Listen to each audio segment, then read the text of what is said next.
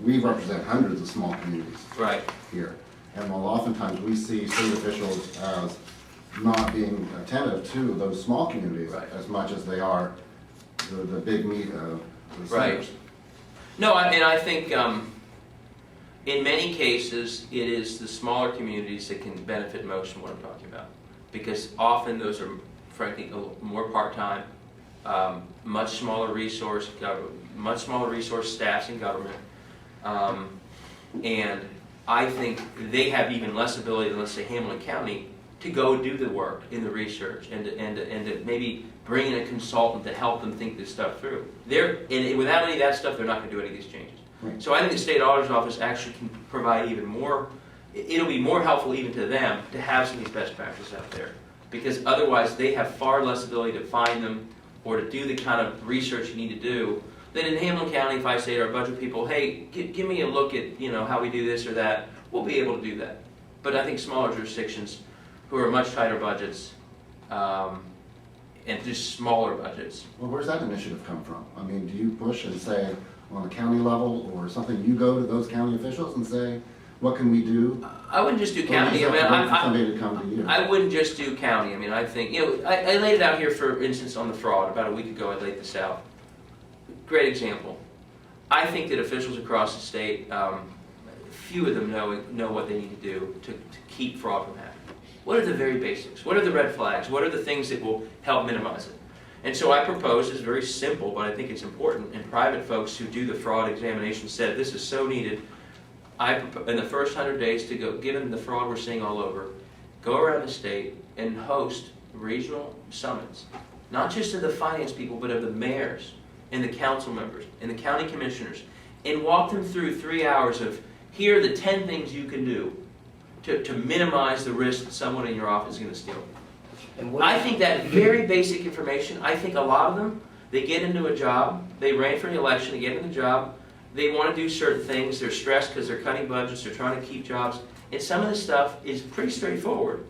But they're not doing it, and they don't know to do it, and the auditor can play a very helpful role. So in this case, I just rotate around the state and make sure we talk with all of them. from an accounting practices standpoint, is there in the theft that you're seeing or the fraud that you're seeing, is there a particular one or two items that seem to be where this is taking place, a practice where this is not being safeguarded?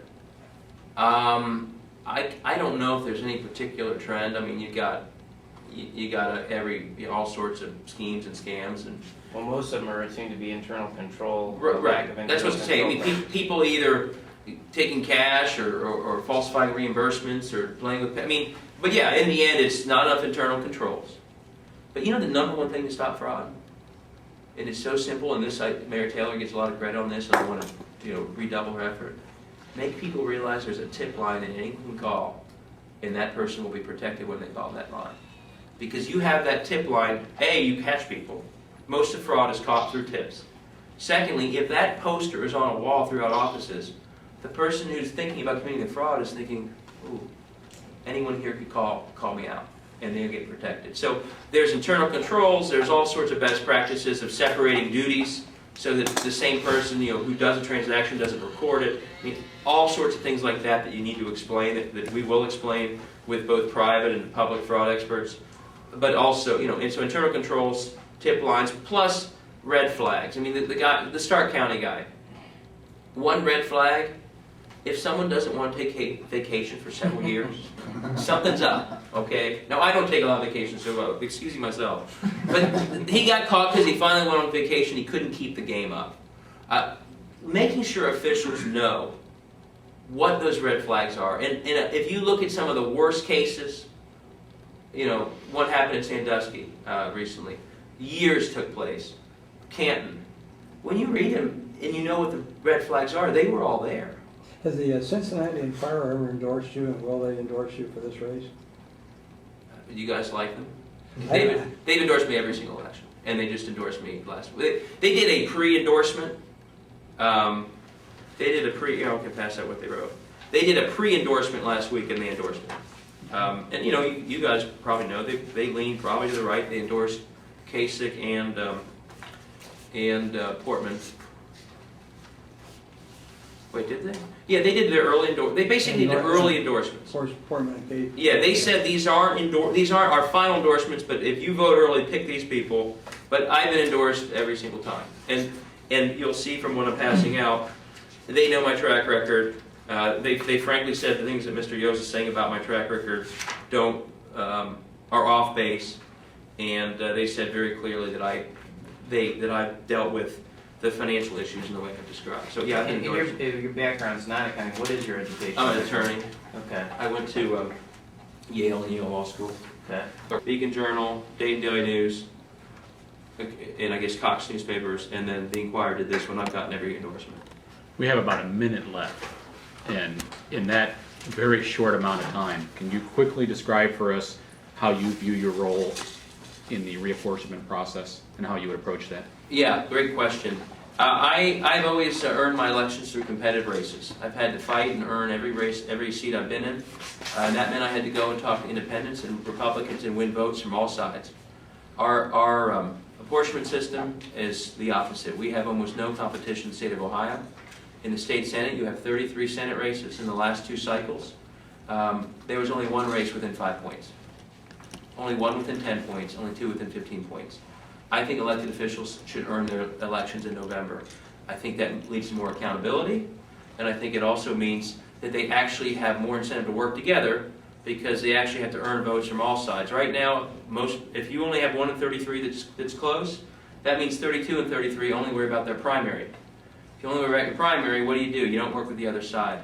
We need more competitive races. You're not going to have 33 competitive races, but we need to have more competitive races. I think that will lead to more people working together in Columbus because they're worried about, their November election, which means you worry about people in the other party, in moderates, and I also think it leads to a lot more accountability. So I don't know who's going to be on that board.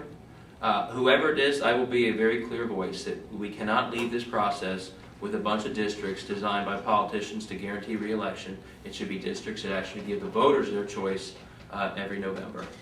Okay, we are out. Endorsements from both right-leaning, left-leaning. So, in your mind, what's the difference between a Democrat and a Republican in your mind, as it relates to you? That's a good question. I mean, I know you went to Yale, so that might be part of it. What is the difference? I imagine there are Republicans in the room. I don't spend a lot of time trying to criticize one party and support the other, but I do think big picture. I certainly have a theory on our economy that I think it starts with our middle class voters, our working families, middle class citizens or working families, and if they're strong, I think our economy does well. So I am very supportive of policies that make sure that they are doing well. And I think the last 10 years, one of the reasons our economy has struggled so much is because our middle class has been eroded. And when people can't make ends meet, when they're worried about being foreclosed on, when they have been run down to the extent we've seen in the last 10 years, I think our entire economy stops. Now, I don't want to say to Republicans they necessarily disagree with that, but I think that focus on our sort of middle class families, our workers, and having them actually do better, I think is the key to the economy growing. I think it's safe to say that Republicans have pushed a policy of trying to help the top and thinking that would trickle down and help. I don't think that's worked. So, I don't get into a lot of partisan back and forth, you asked, but Just curious. on things like, my dad's a moderate Republican, an old business Republican. Not that old, but he's the old style. And he has said, as he reads the paper of me doing my work in Hamilton County, he picks up the paper and says off, and if I didn't know it was you and you were my son and you were a Democrat, I'd say, God, that guy's a pretty fierce Republican because of, particularly on spending, I've been very tough on spending. I have been really a hawk. And one thing I'd say, Democrat or Republican, if you haven't learned in the last 2 or 3 years to be really hawkish on spending, to live within your means no matter how low those means have gotten, and if there is some turnaround, to not go spend it or commit it away, but to save it or to stow it away because tough times will still come, you've missed the boat on what we all should have learned in the last 2 or 3 years. And that certainly guided me, and frankly guided me from even before then. But that probably could help both parties. Right, and frankly, both parties